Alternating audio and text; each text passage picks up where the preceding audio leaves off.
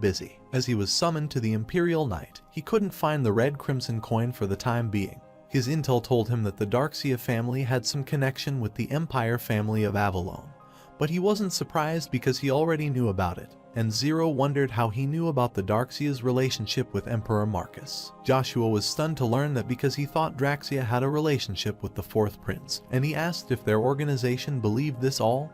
He considered it information with high credibility. He realized that the Emperor was trying to intervene with the Swallow Emperor, kick out the current Emperor, and insert Darkseid, an undefeated battle god and swordsman with master skills. Aristan was fighting with the soldiers and injured them with a single blow, so the knights made the Amna barrier to protect themselves. He was thinking about attacking them with an exciting skill when Duke Tremblon arrived and attacked them. He clapped on his smooth attack, which struck him every time.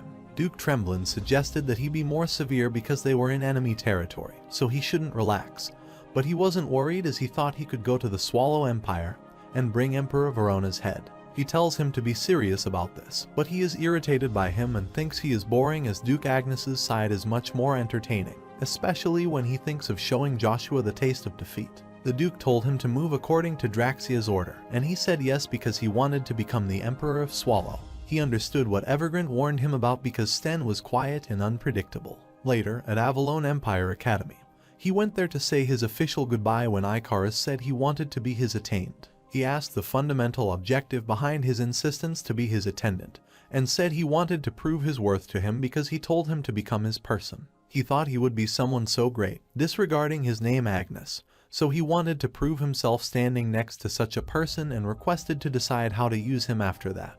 But he refused his request. He wondered why he refused and asked if he considered him useless as a servant. But Joshua told him he didn't want to waste him on himself and instructed him to show his worth by correcting the academy after he left. He allowed him to use his family name if he wanted and to obtain the vast knowledge from the academy that would be helpful to him.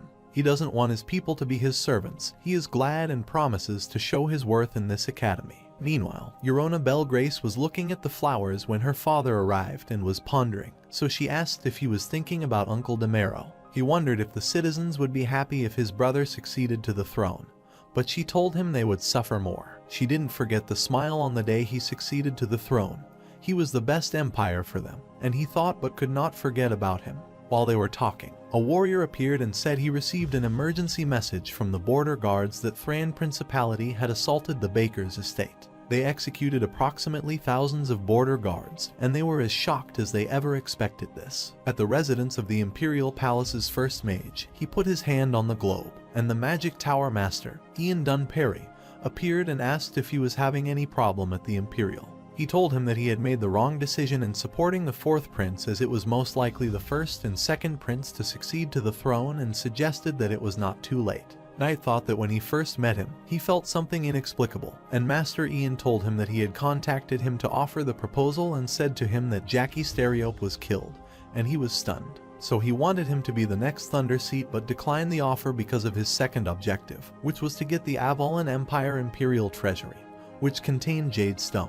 He requested him to investigate the area since his final destination was a warp to get to the capital of the Avalon Empire, and find the one who killed him. The protagonist was standing at the palace entrance. The guard stopped him and requested to show the plaque of permission, and they laughed on hearing that he came to apply for the bloody Battle of Bircher. The guard told him to return home, but the protagonist refused and wore his family armor and told them to inform the Emperor that Joshua von Agnes had arrived on his order. The bloody Battle of the Bircher is the one that allows a citizen or Avalon to enter the Knight Order. If a person enters as the first 3 battalions, he can earn peerage. Due to this, he did not let their challenger live, and the in charge of battle be known for their cruelty. Although he didn't need the peerage, he wanted to rise to the 10th seat of the battalion to acquire the thing he wanted, the treasury. While following the path of his past life, he ended up at the brilliant flower place and wondered if she was still trapped there, but he didn't have the time to waste on this and saved it for later. While he was leaving, Cercerin Van Britten called him, wanted to talk briefly, and never mistreated him. He remembered that when he first came there as a mercenary, she treated him kindly, and he was grateful to her. She asked his name, so he introduced himself. Meanwhile, at Swallow Imperial Palace, the Emperor ordered to put off the ambush till they identified their true enemies, but the Duke thought they already knew that they did this, so he wanted to act. Prince Lucifer arrived and called them idiots who were just using the power, and he asked them which nation would benefit from this situation. And he said Thran. The prince said that's why he was saying they needlessly take up their seats because Thran is busy stabilizing their interior after the selection of King Eurovus, so they don't need to make such a preemptive attack. He asked who else could do that besides Thran, so the prince told him to use his brain, and the emperor said that all other countries would benefit from this, specifically the Avalon Empire. While at the palace of the Avalon Empire, the knight told the emperor that the Swallow Empire didn't make any move after their attack, and he thought they might be observing the situation. The emperor thought it might be because of Veron, Belgrace, and Geezer and thought they would have a better relationship with them if Demero were their king. The knight reported that Viscount Vigo was killed, and he thought Agnes might have done it, but the knight clarified that he was at a party, so he was not the killer, and informed Impera that the daughter of that man had enrolled at the academy, and her name is Anna Beckstake, but her actual name is Anna Belgrace. Duke Agnes was sparring with the knight Cain but could not defeat him after several attempts. He told him he had much more to learn, but it was not done from his side. Duke thought his movements were mesmerizing, and he attacked him multiple times but failed, and the Duke remarked that although he was fast, his attack had no weight. Baron had greeted him and informed him that Joshua was headed to Imperial. He was stunned and furious while Cain was attacking him, so he struck him so firmly with just a branch of wood that it surprised him. He approached him and asked what he thought about his liege action because he went to Imperial without saying a word. He thought it was a light spar, but he told him not to misunderstand because it was Joshua's request, and he wondered what kind of cruel request he made. He attacked him, so he fell unconscious. Baron had requested him not to vent his anger on the wrong person, and the Duke asked him about the 12 members who received the severe lesson. He reported that no family protested other than the Marquis family, who had a single heir, and he asked for his thoughts regarding preparing for war in case they intruded on their territory. If they don't, then the chances of their family discussing this at the tremendous noble conference is high, and he thought this would bring greater humiliation to him because he had to make up a sort of excuse personally despite being 9-star. He doesn't mind it because he doesn't like to scold his son for doing good work and decides to discuss the matter with the Villa's family. He received the information that Babel was coming to the capital because the emperor wanted to know how much he had grown with Chiffon, and he was surprised to know this. While they were on their way, Chiffon told him that he didn't need to worry because the emperor might want to see his progress, and since he seemed tired, he said that they were all supporting him.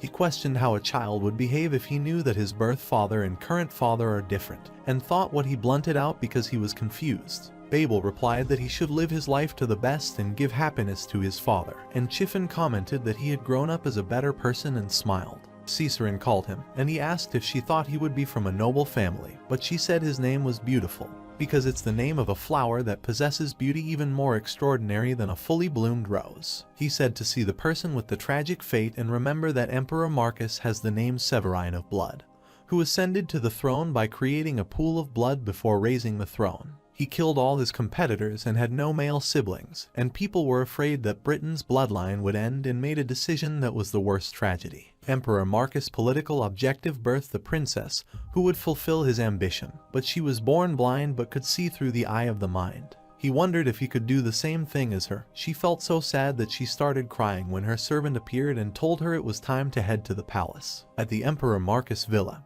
he meets Anna Belgrace and asks her if her father liked the gift they sent, although they do not get results. He told her that the people of Continent said that if they had Agnes, then Swallow Empire had Prince Lucifer, who is challenging to deal with, and asked if they had any plan. She said that he was not sure, which made him angry that the blood-lusted energy that emerged from his body was unbearable for her, and he asked how she dared to utter a word impossible after assuring him about the success. She apologizes to him. He changes the term and promises Duke Peerage instead of Marquis Peerage, and she wonders if he is thinking about killing the soldier and thinks he is a complete lunatic amused by the blood. He told her to inform the War of God that he had nothing to worry about because his plan had deteriorated. A meteor plan needed to be prepared, so he ordered them to devise a plan. While the magicians were looking around to find the trace, they found dust everywhere. The other magicians suggested he close his eyes and feel the air. After closing his eyes, he felt the mana void and realized that it might be either created by a supernatural power, or when a mage of class 6 or above receives enough damage to his heart.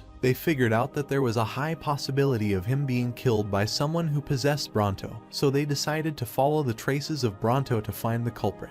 Caesar in Britain asked her servant if she had heard of the name Joshua, and she replied that she listened to this name because the knights were talking about him as he had recently entered the empire. She told him that nobles don't think highly of them because two talented kids appeared in the same family and had a high chance of becoming one of the 9 stars in the future, and she was amazed. He was at the Imperial Knight 11th and 12th Battalion Drill Hall, where the battalion was sparring, and they argued with each other regarding their level. The 12th Battalion said that they both are treated the same by superiors, so he might not think highly of himself. But he attacked him and asked if he was trying to go against the rule of majesty. He fell back, so the battalion asked him if he understood the difference between their levels. He received the money, and his companion told him to kill the loser, otherwise he would re-challenge him. While unsheathing his sword to kill him, Katja requested Langer to forgive him this time. All the other people were commenting on taking full responsibility till the end. Then he laughed as this place was like a coliseum while they were stunned to see a kid and battalion telling him this was the place he should play. He filled the dawn ring with energy and went forward and said to them that he had come to apply for a bloody battle of Bircher. They were stunned to see the symbol of Agnes's family, and he asked them if anyone wanted to spar with him. They were gossiping that he was the one who became able to use mana at such a young age, and they never expected to meet him there. Langer stepped forward and asked if he knew the meaning of the battle, and he said, according to Majesty order, the challenger earns the position of Knight on victory. While Knight member is stripped of their position as an Imperial Knight, all the results depend upon participants, and revenge is prohibited. He asked him if he still wanted to participate after knowing all this, and he repeated that he came to apply for the battalion and asked if anyone wanted to comply. But they didn't want to hurt the son of Agnes's family. Langer wondered if he had to step up because the battalion commander was away, and he looked at Katja, but he held his stomach, saying he got hurt during the spar. They were not stepping in, so they decided to agitate them by targeting their skills and assuming that they were nobodies because they got scared after seeing someone at a higher level than them. They were holding their anger, but Katja was very frustrated and came out and became his opponent but told him not to blame him if he got injured. Everyone cheered and told him to teach a lesson so he wouldn't run his mouth while preparing to attack him. Langer told him to back out because rank aura can't be defeated by C rank mana, and he showed his aura, which stunned them, and asked them when he said he was C ranked. He thought he was showing him the artifact and borrowing the power of his family, and nothing more, and even his aura was fake. But he told him to confirm it himself and asked if he got afraid after seeing his aura and called him a coward. He was frustrated and attacked without thinking, but the protagonist attacked him with high energy. Langer was worried about him and thought he should first figure out his opponent's strength rather than attack. He was surprised to see him completely fine and saw the vice captain who blocked the attack, and Joshua recognized the vice captain Viper Bison. Viper Bison told him that an official battle captain or vice captain should be present there, so he asked him if he was canceling the Emperor's order. He said he did not deny the ruling but would be his opponent instead. Katja wanted to fight, but he told him to step aside as he might be stripped out. He insisted, so he shouted that if he continued, he had to lay down his position as the knight and asked how he would take care of his daughter if he went back to being mercenary. He clapped for his sacrifice, and the vice captain asked if he was sure he could defeat him. He was confident as he saw his skill, too. He thought he was steadfast as he always walked side by side with him and was more reliable than anyone. And one of the reasons he joined the Imperial was because he wanted to traverse the battlefield with him. The vice captain told him if he managed to defeat him and take his place, he might be acknowledged by those higher than him. But Joshua said that he would end the discrimination between the battalion and make them stronger in 5 years, while the vice captain was startled by his aura blade, and the protagonist asked if he would join him. Babel greeted the king because he turned 15 this year. He said he would be higher than his father because even his father could reach the bank. The king gave him the elixir that increased the mana as a gift, but he didn't want to have it, so he ordered him to drink the potion, so he drank it. He fell on the floor, and King put his hand on his head and reminded him that they met many times since his birth, and might be unable to remember the promise he made to him and him never to lose the seat of succession to Joshua because he was his son. The untold truth that shrouded the Avalon Imperial Palace was once again buried into oblivion 5 years later. He came out, and they saluted Battalion Commander Joshua Sanders. When Joshua regressed, the continent was at peace, and 3 continents were considered superpowers, one of which was Avalon, ruled by Marcus, who joined forces with Draxia Bel Grace. They meddled and made bad blood with subordinate countries, but Emperor Verona figured out their scheme of attempting the war, and he stopped the fight with Thrain while, at this time, Empire Hubalt was selecting their pope. 5 years later, he was the first Prince Palace due to his birthday, and Cheryl appeared. Cox told him to be confident at times like this. She also agreed with him because, at times like this, she had no idea how Cromwell they were doing well. When they meet Natasha and Gowag at the entrance and ask if they are invited to the birthday, she controls her anger and says that it is an honor to see the children of the Marquis family. Because they didn't reply, she decided to head in. But Juog reminded the knight that he was for security, so he asked for her plaque, which made Cox angry as they were one of the 5 great families and thought it was their insult. Juog was insulting them because they were about to call any instance. Then Jushao commanded the knight to let them in as they were invited and told them to leave it to him, so they left. He leads them inside when he gets angry and says that he is nothing because Agnes's family abandoned him. But they ignore him, which makes him furious. He escorted her inside, and she said she didn't recognize him first because he had grown so much. She asked him for the dance, but he refused since he had to guard. He thought she might be worried because if Pontier got defeated by mercenaries, they would lose their entire continent. But currently, he had to solve what was happening today. He told her to come out since he was alone. She attacked him, but he stopped the attack and told Aisha Sestrapi to stop her idiotic act of assassination of the prince. She didn't tell anyone her name and wondered who he was but attacked him, and he knew she wouldn't be persuaded that quickly, so he revealed the Dragon of the Year, after which she greeted him as if he was the Black Master. He told her to leave the assassination of the prince, so she agreed, and he told her to leave the capital. After she left, he laughed because she thought he was a black dragon. In his previous life, she received the assassination for the first prince but was attacked at such a point she couldn't be healed, and because she helped him regress, he wanted to help her. She never expected to find the Dragon King enjoying his life at Avalon and assumed that although she would be chased for some time, she would be accessible. Meanwhile, the girls were talking about who would be dancing with the prince, and they saw Cheryl and started gossiping about her. Her family faces crises because their opponent is Cromwell. They have difficulty rising, and nobody supports them. She felt sad after hearing this, and Prince Kisser and Princess Cerceran's arrival announcement was made, and the prince thanked everyone for joining him. Princess's servant told her that Joshua was again not on the guest list, and she became sad even after 5 years. She was named to forget about him, and the prince asked her if she was alright. He was worried because he had come out of Flower Palace after a long time. He was stunned after seeing Cheryl as he was expecting he wouldn't be able to see her again. He went to her and said that he was aware of the unfortunate circumstances about her family and was worried and asked her for a dance. But she didn't want to be the target of a noble family child, so she apologized. He asked why she rejected his proposal, so Joshua appeared and replied that it was because she already had a partner. Joshua greeted and introduced himself, which stunned Princess because she continuously searched for him while the prince was glad to meet such a famous person.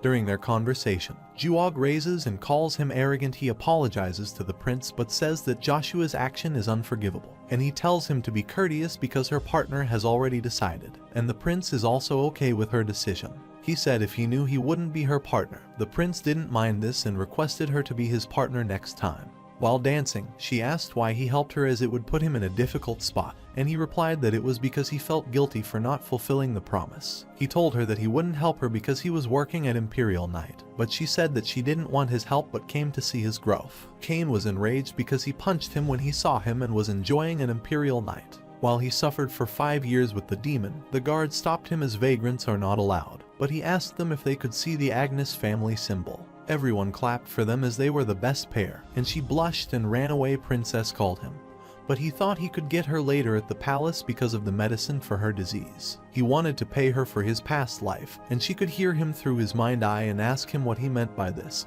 but he had already left. While at the academy, everyone was gathered to congratulate Icarus on his early graduation, and he told her to stop doing this as others might have the wrong idea, but they wanted to congratulate him. He brought revolutionary change to the academy, and the student asked her about her plan, and she said she was planning to go to another sun. Cain was infuriated because he threw his subordinate into the palm of the devil, but he dedicated his youth to him and apologized to him but was crying and glad that he understood this. Since he came to see him, he assumed that he might have reached this level, and he said he was strong enough to expect him to defeat him. When the battalion arrived and notified him regarding his guest, after they reached there, they saw Icarus waiting for him when he left. They were stunned to see him, and Cain thought Icarus was a wonderful lady, but he told him to stop calling him the lady. He introduced himself and winked his eye, which scared him, so the protagonist pulled his ear and instructed him not to scare Icarus. The protagonist told her that he would find him if he didn't because he couldn't keep the seat of strategists empty for a long time,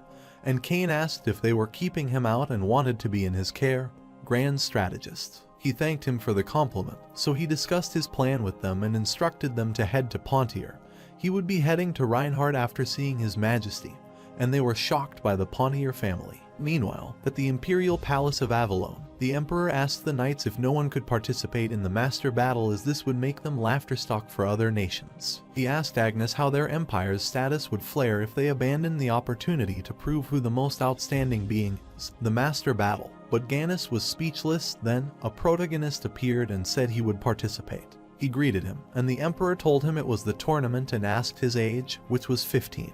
He was amazed that he was willing to participate in the master battle at the age of 15, but knew he was not someone to whom common sense could apply, so he wanted him to prove his qualification. He had one condition to participate in the master's battle. The other master was angry and wondered how he dared to propose a condition to him. The emperor was willing to accept all his conditions except for leaving the imperial knight as his property. The protagonist said that if a person joined the bloody battle of Bircher, he could leave anytime.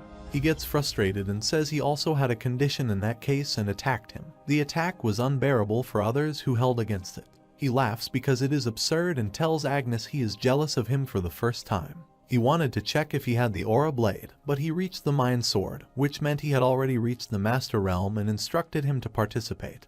And if he gave him a satisfactory result, he would surely listen to his request. Meanwhile, Cheryl was writing when her guests arrived, and Icarus and Cain greeted her. She thanked them for coming and wondered what the continent's most intelligent person of content was doing there. She saw Duke Agnes's crest and realized Duke Agnes might have sent them for help.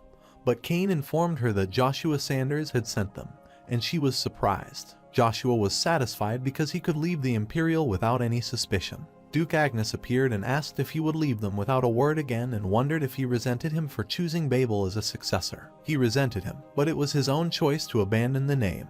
He remarked that he resented him for not supporting his mother and him, but he no longer rested him and thanked him for everything. During their conversation, the battalion rushed toward him, so Duke Agnes left. They asked if he would abandon his subordinates, but he said that he never thought of them as subordinates. Their breath stopped, and he said that they were his comrades, which made them relax.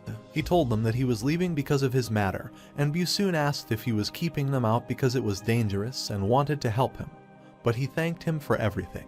The knights said they would wait for him as long as he wanted because he was the one who could make them shine, and salute to pay their respect to the commander. He completed most of his project at the Imperial as he regained his obsidian earring, his beloved weapon, preventing the assassination queen's injury. It made a strong force the only objective left to destroy all the foundations owned by Kaiser von Britain. He figured out the power behind the prince about whom he had no idea in the past. Since the moon door is in Reinhardt, he had to gather all the information that had changed as soon as possible. At the Cathedral of the Hubalt Empire, the Christian was praying to strengthen his faith and was stunned when someone prayed for him to help him distinguish between good and evil. His master Chrysler, Gina Sebastian, told him to take care of himself and was sure that nobody could leave a seventh him besides Superhuman. He instructed him to stay away from Uravis because he possesses extraordinary power and has no intention of involving himself in the Swallow and Thran Empire matter. He was leaving to prepare the carriage for him, but he wanted to visit the border before he left because he heard that a Lich had appeared in Avalon territory and was shocked. When high-ranked mages whose bodies have become decrepit due to the flow of time and cannot let go of the attachment to their mage research even at the door of death, they offer their soul and become undead due to black magic and become Lichs, they are considered public enemies of the continent regardless of nationality. He thought the information was credible because it was sent by the Archpriest Harold, and his master asked where it was, so he replied that it was at the eastern edge of Avalon, which is the Tryphia district. Icarus was working when Cain called him lady again and urged him to stop working, but he clarified that he was a man, so stopped calling him the lady. While arguing, Cheryl arrived and told them they had to go through the mountain since they couldn't use the warp. Capital Acadie Warp Gate. The man told Joshua that no warp is connected to Reinhardt so that he would warp him to Hybree's capital closest warp there, and he stared at his face because he was reminded of a very talented man who felt a misfortune. He sent him to trembling capital Hybree using warp, and he wondered if Magic Tower was still searching for Jack's stereo but was unaware because Bronto had disappeared. Count Hybri Noah Ken Hybri greeted him because it was His Majesty's order since he was heading to Reinhardt, and he invited him to Castle, but he had to head somewhere else. He requested him to let him treat since the Emperor's order, but he headed to the Mercenary Guild because he had something essential to do. On the other side, a masked man threw the coin in the water and cast the spell when another masked man appeared and asked if he might have a great deal with His Majesty. He asked if he was planning to tear the Agnes family because he opposed the war and suggested he be his comrade. But he rejected his offer. He told him to worry about his father, but he said that he never considered that war-desperate lunatic as a father. But he told Draxia Bell Grace not to forget his offer. He continues to run Kaiser von Britain to be very thorough, and he is amazed even though he is the kid who is wet behind his ear, meeting two people who drove Joshua to his death in his past life already. Hybrid Mercenary Guild asked for the silver plaque, but the man told him to complete 100 2-star requests and obtain the plaque. He wonders why he is doing this when he gets a silver plaque, so he tells him that they don't know what he will do by issuing it in the name of the Mercenary Guild. He told him to show the part of him that he could trust, and he said he wanted to offer his services to someone who needed this and get a reward in return. He agreed and gave him the 5 requests, and he was returned because such requests are as tricky as scouting dragon lyres. But he told me it was a simple transportation scouting request, so he accepted it. While leaving, he asked if he shamelessly made him complete the 5-star request as a test, and he asked what reward he wanted, but he wanted to tell his reward after completing the request. An assassinator followed their trace when Cheryl received a message that her father had collapsed, so they decided to depart immediately because they had to fill Duke Pontier's vacancy. Cox was worried that Lady Cheryl might be tired, and they would reach the estate after crossing one more river, so he wanted to replenish their strength. But she told him that she was not tired and did not want to be a nuisance to those two because they risked their life for her. But Cain assured her that he was following the order of his liege so she shouldn't feel burdened. Icarus saw the hawk get attacked, so he told them to run away in the blink of an eye. The rope tied Cain, and the assassin rushed to abduct her, but he attacked him with Stein and ran away. Another assassin blocked their way to abduct her and ordered others to kill the remaining. But Cain appeared and subdued most assassins. He realized there was a person with strong mana, but he could harm them if he brainlessly used it. He was confident that he could defeat them and told them that his mana would have alerted people from far away. He thought he was dangerous, so he guided them to use blitz tactics to kill the knight first. At the same time, he was loading the boxes on the truck, and the man scolded him for working lazily, so he wondered if he should have asked for a solo request. He instructed him to stay close to him since he might not know how to use aura, and although it was a 5-star task, their journey might be difficult. Aiden told them to prepare for the battle and ordered the mana user to step forward as the pack of undead was on their way, and the Mercenary Guild instructed them to defeat them by beheading them. The situation becomes more complicated when Dullahan, the high-ranking monster, appears and can only be defeated by B-rank or high aura users. The protagonist knew it would be around this and moved toward it to kill, but another master appeared and killed the undead using the Frost Nova. This shocked the mercenary because they didn't know a 4th-class master member was also participating in this request. The protagonist thought that because Avonlone disrespects mages, those who are 2 circles and up are so rare that they had barely been able to find them. So there is only one 4th-class magic user in Trifia District, the Archmage of Ice Iceland Jin Rebecca. The frost was melting, which worried her, so Aiden told her to stay back because he would take care of it. Then, he swung his fist near the frost substantially, and they were defeated. Other mercenaries were cheering him as they expected that the branch manager would defeat them. And Joshua heard about the artifact imbued with invisibility magic, Abraham Knuckle. Its power was astounding, and even in his past life, this was a valuable weapon. Mercenary rushed toward the manager and worriedly said that a strong pack of dead was approaching them, so they had to escape immediately. He was worried, but before they could, another group of undead appeared. 5 were Dullahan, and they thought no one except the manager could defeat them. They wonder why the 2-star task is that difficult, and they return because their life is much more valuable than the money.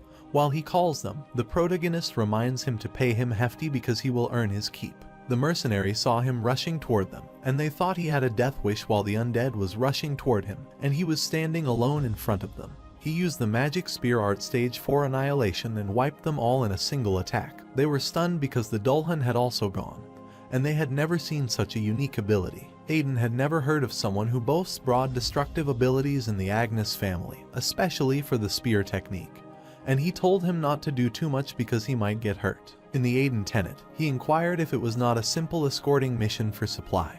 He was requested not to inform him, so Joshua wondered why it was difficult because it might cause casualties. Dullahan was also unexpected for him, and he thought they might be able to defeat the lower level monsters, so he asked the final monster they had to subjugate. Aiden explained that they had to subjugate the lick that appeared in the small city of Rebecca, and he thought he would be able to get something after completing the request because Iselin might be with them because of the lunch. He wanted to subdue Lick immediately but told him they had to take some time for entry identification because there was war in Rebecca, and Iselin said that it was not the war but the massacre by Marquis Cromwell. Meanwhile, Icarus told her not to get captured and to focus on getting out of there. She said they would be at Pontier's estate if they crossed the river, so they should hurry. She instructed Cox to ready the boat, but it was destroyed, and the assassin told them they would leave one way after they died. He was attacking her when an arrow pierced his chest, and he died. They wonder who did this when Count Troy, soldier of House Pontier, thought it would be terrible if he would be even a second later. They reached the palace, relieved that they were fine, but she was worried about Cames, so Icarus assured her that he would be fine since he was Joshua's man. Count Troy was heading to the conference room, and she decided to join him too because she had to fill her father's vacancy after he collapsed and must prove to the vassals that she was the Lord's proxy. Baron Arna discussed allowing soldiers into the area when they arrived, and she ordered him to tell her the details. He thought it was too early for her to know, but she wanted to know, so another man told her that Cromwell started attacking their clients. The route to bring supplies to their state had been entirely severe. They would starve to death if this continued. She was worried but had no idea what to do in such a situation and wondered if anyone could advise her. While she was pondering, Icarus asked them if it was impossible to cultivate the food within the estate. Baron was furious because an outsider was participating in their internal matter, so she told him he would be assisting the Pontier house because he was a guest at the top of his university. Baron told them that they were discussing an important matter, so they should stay away from the matter. And Cox got frustrated because she was the one running around to make allies while the Lord was busy dealing with internal affairs. He shouted at them that he didn't want to follow the incompetent lady, wondered why she appeared after the Lord collapsed, and thought that Icarus couldn't help them. Icarus thought he would prove it to them by skills and said that he could understand Baron Arna's feelings, and he told him that he shouldn't behave at times of war like this. He told them that 70% of people's food could be prepared at the estate, so they should focus on the military provision for the soldiers to last longer. He explained that Cromwell might be planning to end this all in a single battle because by dragging war, they would face financial crises.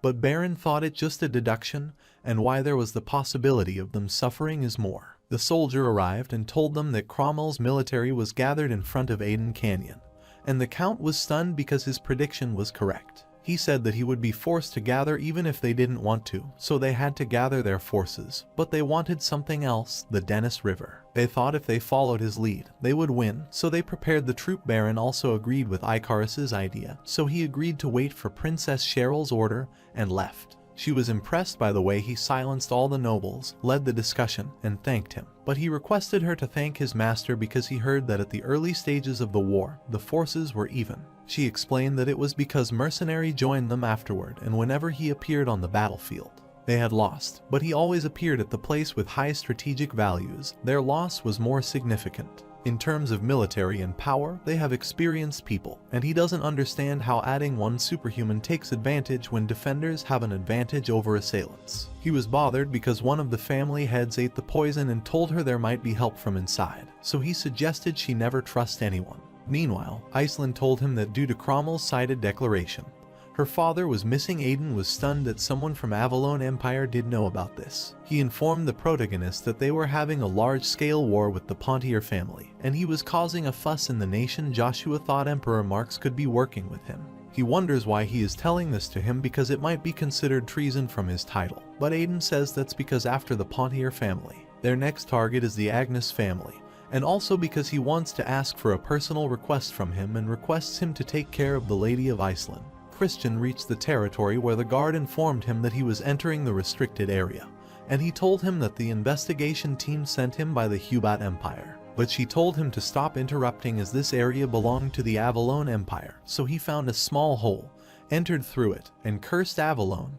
He wondered what the Emperor had to do with the lick and reacted to the castle's reb. He entered the castle and heard the noise. When he turned, he saw the undead attacking him. He attacked them, fell under the ground, and killed them. Then, he saw a herd of undead and thought he was scared. He attacked them using a lightning spear but was shocked to see that they were unscratched, so he used his holy sword, Durlandana, and prayed to God, struck the sword on the floor, and made the holy cross. The energy emitted from the holy cross killed the ghoul variants, and he wondered how strong Lick was. He was hoping to take care of this quietly, but it was impossible, and he wanted to take care of this matter as early as possible. He prayed to Lord Hermes to awaken those who are holy and find the evil source, and he followed the lead and found an undead. He wondered what he was doing there. He was tied and asked if he wanted a continental war because it even made the Death Knight. They showed them the same order to enter, and they cast the spell and a way open. Aiden told them that he would return immediately, and he had already reported the horde of undead to Avalon, so they should take action soon. The knight told him that one of the members of Habolt had infiltrated the castle and gone missing 3 days ago, so he instructed him to return as soon as things got complicated. While entering, she asked him why he demanded an artifact that was currently being developed in return for protecting her because she thought he was not asking for much, as Cromwell was giving the hefty sum of money for her head. He thought it would be convenient since he was with Aiden, and she laughed and assured him that she would give them to him after it was over. He questioned how father went missing. She replied that that bit happened without warning while all the warriors and servants were in danger of being killed. 5 years ago, there was a fire at the castle, and Count Rebecca ordered them to leave because he would take care of them. So the knight grabbed her for safety while the warriors were chasing them. He sacrificed himself to save them, and the estate was half buried after people forgot about this. She decided to get there, and that's when she heard the rumors about the Lick's appearance. She wanted to see the Lick with her own eyes, and Joshua told her that might not be something she was expecting. He felt the presence of Kaiser men, so he rushed out. He hurriedly rushed inside, which worried Aiden, so he said he needed to look around urgently because he wanted to confirm something.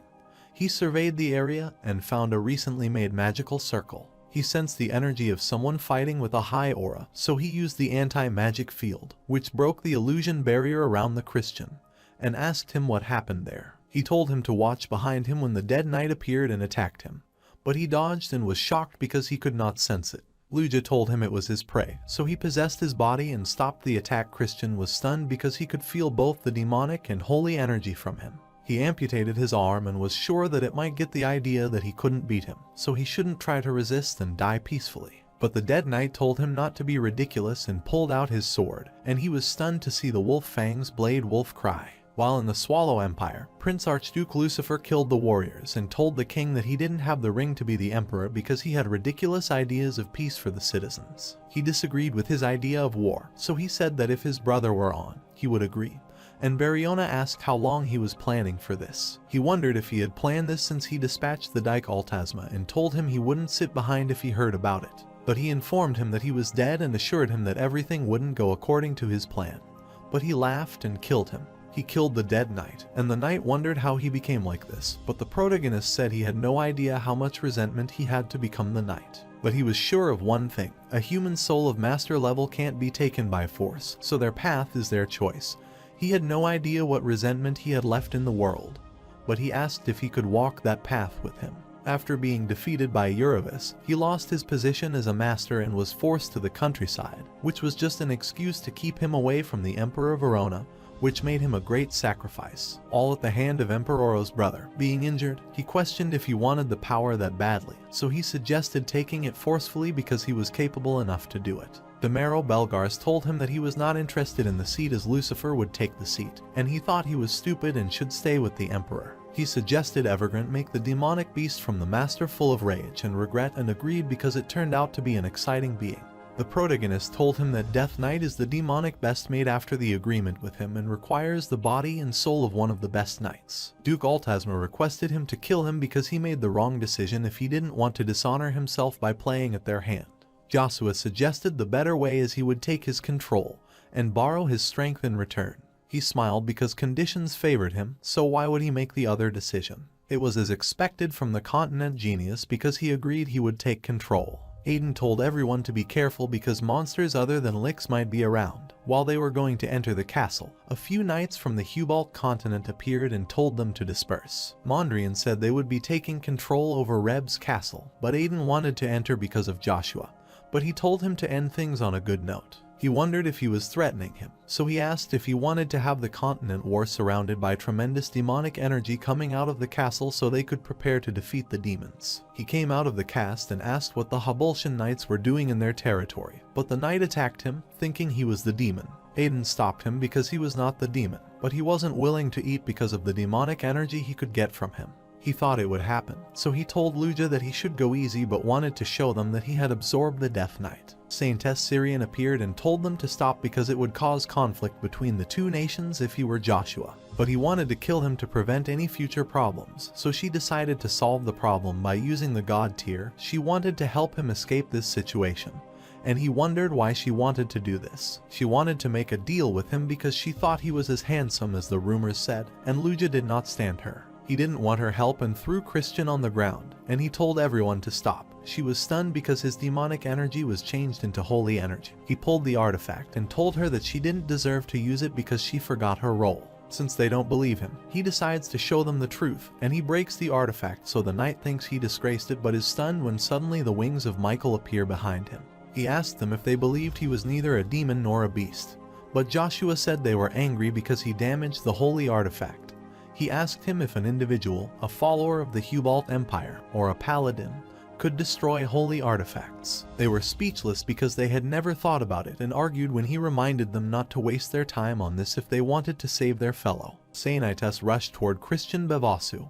He was poisoned by demonic energy and urged them to hurry because they had to save him. She instructed Knight Mondarian to stop fighting because he had already seen the wings that appeared. So he was not a demon, and he agreed while leaving. She looked at him and hoped to cross paths with him in the future. Lukia was irritated by her, so he put one on his ear. Lukia suggested that he should kill the Death Knight but thought it advantageous because he knew he could regress his demonic power time. Meanwhile, at the Magic Tower, Alicia reported that the undead were traced, and because of this, the Hubalt Empire was on the edge. Marcus was also worried because they sent Theta for the Master War, but the Elder told them that the selection was based on skills. He sent some people to the Imperial on Evergrance's request, which made her angry because he always backstabbed them. He reminded them of whatever Evergrance said before leaving, and they were shocked that he could find Zerath Dick Orbis because the leader of every nation tried to find him but failed. Zerath Dick Orbis was the talented mage of the Avalon Empire, and was considered priceless because he knew the location of the Forest Elves. He made a deal with him because many people still wanted the information regarding him, and he assured them that he was not the one who partook in the deal that brought loss. While the blood spilled out of his body, he realized that he lost the connection with Death Knight, and assumed Hubalt Paladin had defeated him because he had lost the Master's body, so all he was left was him. He did everything to get his hands on the dark magic spellbook while holding the chest and promised he wouldn't suffer any disappointment.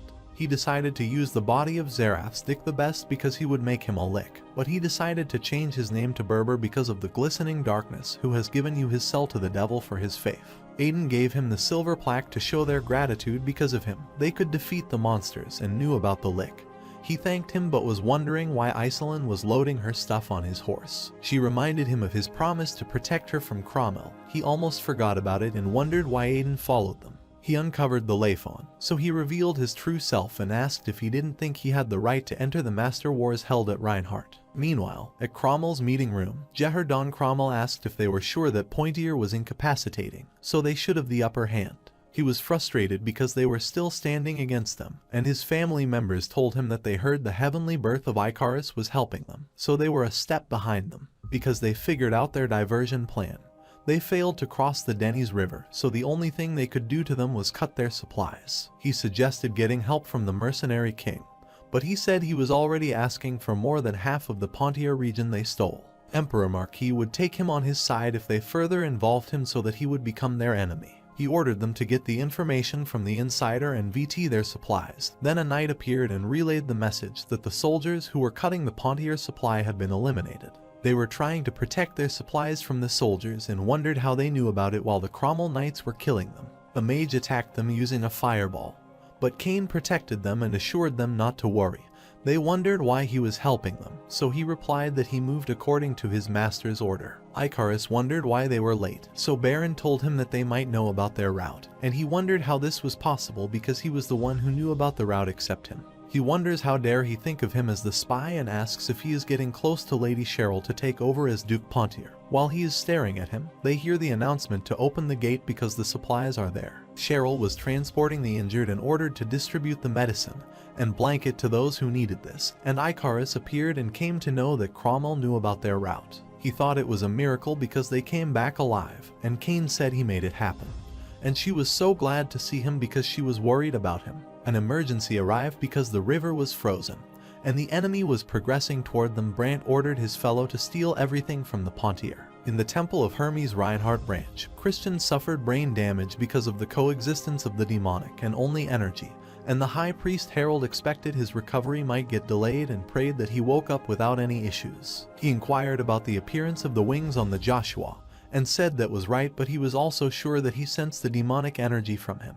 Harold told me that the demonic and holy powers couldn't coexist in humans as they might suffer just like Christians except for a superhuman who had reached the level of God, which is not valid in his case. There are 8 demon kings and 7 archangels. Michael's is considered the battle god, although it is impossible what is happening. Their most significant concern is not the Master War. Festival is celebrating Reinhardt, and he asks her if it is beautiful, but she is sad, and he wonders if she is worried because Joshua left them. She said that he ditched her after exchanging her for Leifon, and she thinks they got closer. People looked at Aiden, and she thought he was famous. Then Uravis arrived, and they paid attention to him. He told her that it was fair that the blade he welded was hotter than the internal flames of hell, and she was opposite to him. He heard their conversation, commented that he was more of a monster, and left while they apologized and said he would await the day he crossed blades with him. Everyone was gathered for the Master War's group drawing, and the host announced to gather their representative before the selection. Sona Moon Tarafo's magic princes of Terra were excited,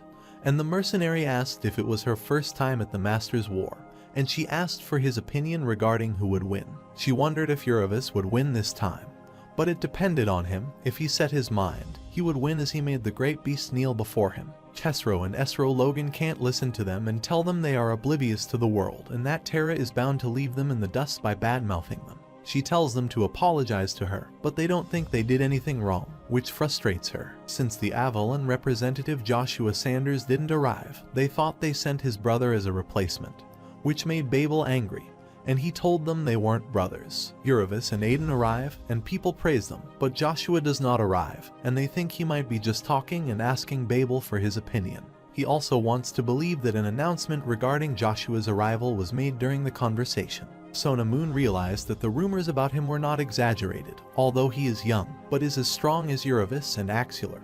He saw Babel on his way but ignored and passed him.